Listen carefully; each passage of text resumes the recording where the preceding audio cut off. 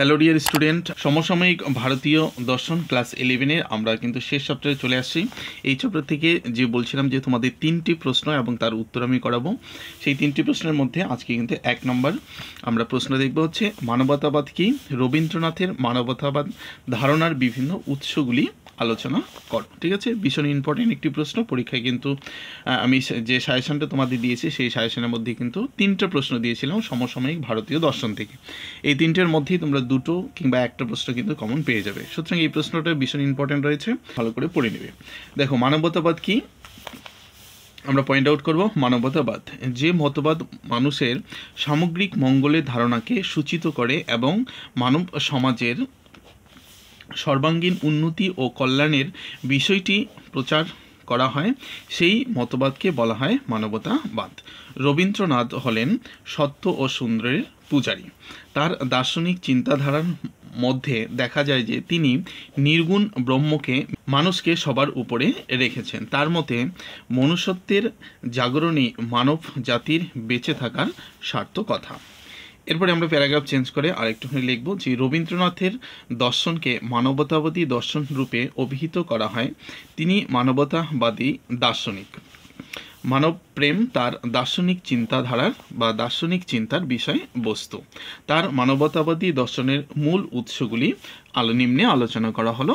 দেখো, প্রথম পয়েন্টে লিখব হচ্ছে মানবতাবাদী দর্শনের মূল উৎস হিসাবে পারিবারিক প্রভাব। ঠিক আছে, তোমরা এতটা যদি নাও লিখতে চাও তাহলে লিখবো যে পারিবারিক প্রভাব।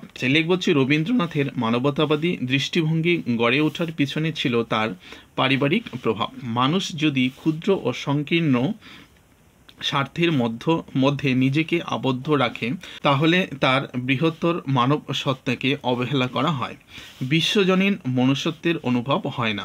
তাই তিনি জাতিভেদ সরিয়ে সকলের মধ্যে মহান প্রেমের সম্পর্ক স্থাপন করতে চেয়েছেন। পরে আমরা পয়েন্ট করব হচ্ছে 2। কি বলছে? মানবতাবাদী দর্শনের মূল উৎস হিসাবে ধর্মীয় ভিত্তি। ঠিক আছে, তোমরা লিখতে পারো যে ধর্মীয় ভিত্তি। মানুষের জীবন ইতিহাস পর্যালোচনা করলে দেখা যায় যে ধর্মের বিষয়টি মানুষের জীবনের সঙ্গে ওতপ্রোতভাবে জড়িয়ে রয়েছে বা জড়িয়ে আছে। মানুষ ও মানুষের সমাজকে জানতে ধর্মের ইতিহাসটিকেও জানা দরকার। রবীন্দ্রনাথ মানুষের জীবন থেকে ধর্মের বিষয়টিকে বাদ দিতে চাননি। তিনি ধর্ম বলতে চিরাচরিত্র বা প্রথাগত ধর্মকে না বুঝিয়ে ধর্ম হিসাবে মানবতাবাদের বিষয়টিকে বুঝিয়েছেন। তাই রবীন্দ্রনাথ মানবতাবাদী দর্শনের ক্ষেত্রে এক ধর্মীয় ভিত্তি উপস্থিত রয়েছে। আমরা পয়েন্ট দেখব হচ্ছে 3 নম্বর পয়েন্ট। কি বলছে? মানবতাবাদী দর্শনের মূল উৎস হিসাবে বিশ্বজনীন সত্তা। ঠিক আছে, বিশ্বজনীন সত্তা, এটুকু মনে রাখবে ভালো করে। মানবতাকে মানুষের ধর্মরূপে উল্লেখ করতে গিয়ে রবীন্দ্রনাথ 2টি সত্তার কথা বলেছেন। প্রথমত জীব সত্তা বা ব্যক্তি সত্তা এবং পরম সত্তা বা বিশ্বজনীন সত্তা। মানুষের সঠিক পরিচয় পেতে গেলে শুধু জীবন সত্তাকেই নয়, সেই সঙ্গে বিশ্বজনীন সত্তাকেও জানতে হবে। স্বার্থযুক্ত মানুষের চিন্তাই হলো তার জীবভাব, কিন্তু স্বার্থযুক্ত চিন্তাকে অতিক্রমণ করে সামগ্রিকভাবে মানুষের চিন্তার মধ্যে ফুটে ওঠে তার বিশ্বভাব। জীবভাবকে অতিক্রম করে বিশ্বভাবের মাধ্যমেই মানুষ মানবতাবাদের রূপে গণ্য হতে পারে।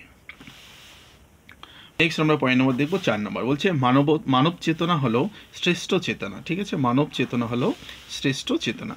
রবীন্দ্রনাথের মতে মানুষই হলো শ্রেষ্ঠ জীব, মানুষের চেতনা হলো সর্বশ্রেষ্ঠ চেতনা। মানবতাবাদের অর্থই হলো তাই যা মানুষের জীবনের পরিপূর্ণ বিকাশ ঘটতে পারে। তাই মানব চেতনার সাহায্যেই মানুষ তার অন্তরের ক্ষুদ্র সত্তাকে অতিক্রম করে বৃহৎ সত্তার দিকে অগ্রসর হয়। এই হলো তোমাদের হচ্ছে রবীন্দ্রনাথের মানবতাবাদের উপরে একটি সম্পূর্ণ কিন্তু নোট। ঠিক আছে, নোটটা ভালো করে পড়ে নেবে। এরপরে এই চ্যাপ্টারের উপর আরও 2টো প্রশ্ন রয়েছে। এই চ্যাপ্টারের উপরে 8 নম্বরে একটি প্রশ্ন হবে, একটি প্রশ্নের অ্যান্সার তোমাকে করতে হবে। ঠিক আছে, মোট 3টি প্রশ্ন আমি তোমাদের সাজেশনে রেখেছি। সাজেশনটা যারা এখনও দেখোনি তারা অবশ্যই সাজেশনটা দেখে নেবে। ঠিক আছে, ফিলোসফির উপর কমপ্লিট সাজেশন কিন্তু আমি তোমাদের দিয়ে দিয়েছি, এবং সেই সাজেশন ওয়াইজ যে নোটগুলো, সেই নোটগুলো কিন্তু তোমরা চ্যাপ্টার বাই চ্যাপ্টার করা রয়েছে, সেখানে গেলে কিন্তু পেয়ে যাবে। ওকে, তো চলো আমরা পরবর্তী নোটটা দেখবো, আরও দুটো নোট রয়েছে, পরপর আমরা দেখে নিব। ততক্ষণে সকলে ভালো থেকে এবং ভালো করে পড়তে থাকো, সময় কিন্তু খুব বেশি দিন আর তোমাদের নেই। এবং চ্যানেলে নতুন হয়ে থাকলে অবশ্যই চ্যানেলটি সাবস্ক্রাইব করবে, ভিডিওটাকে অবশ্যই একটি লাইক করবে, বন্ধুদের মধ্যে শেয়ার করতে একেবারেই ভুলবে না।